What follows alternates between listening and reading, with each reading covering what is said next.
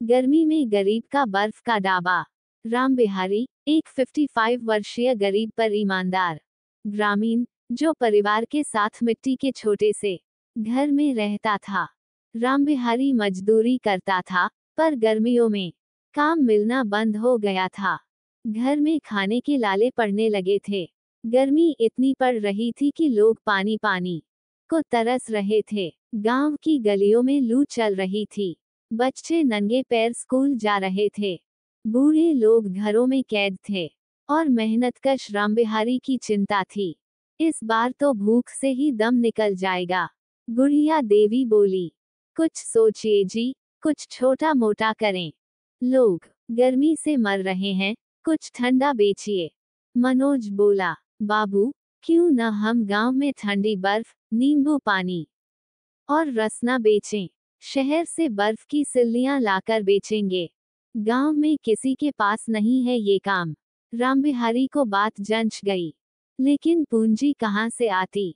गुड़िया देवी ने अपनी चांदी की पायल और एक पुरानी साड़ी गिरवी रख दी। मिला सिर्फ 500 रुपीज।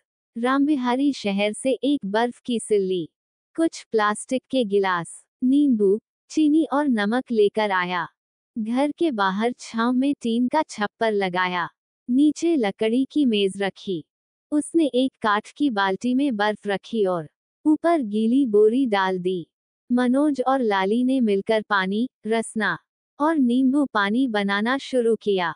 डाबे का नाम रखा गया, ठंडा ठंडा प्यारा पानी। पहले दिन ही 20 गिलास नींबू पानी बिक गया। लोग बोलने लगे, गांव में पहली बार कोई गरीब बर्फ लेकर आया है। गर्मियों में ये तो भगवान का काम कर रहा है।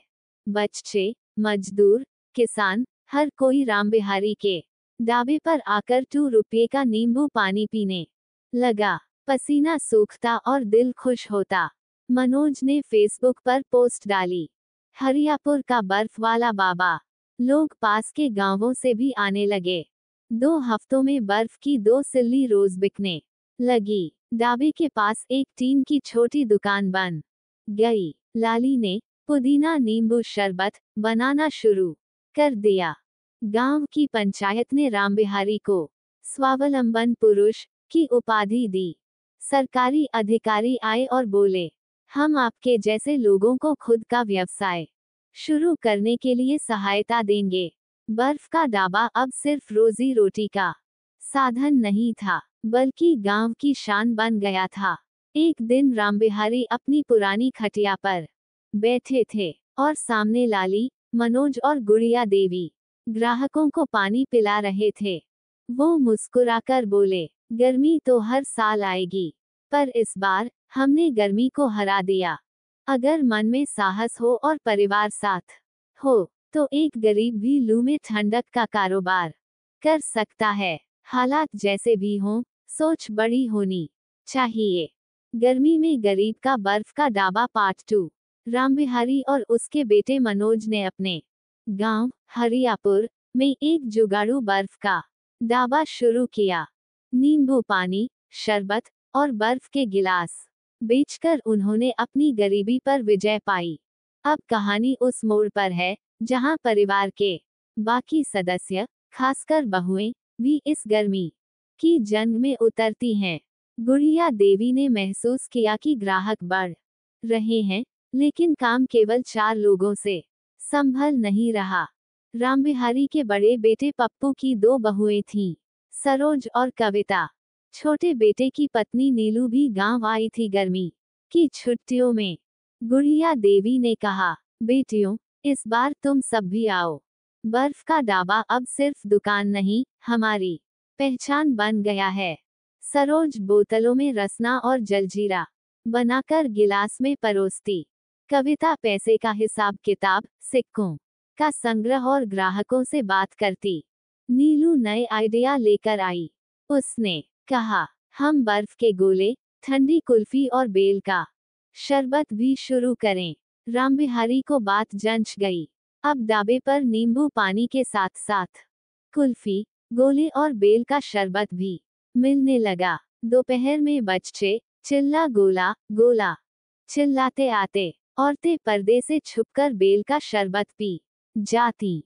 खेत से लौटते किसान 2 गिलास पानी पीकर तृप्त हो जाते। बहुओं की मुस्कान और साफ सफाई ने सबका दिल जीत लिया।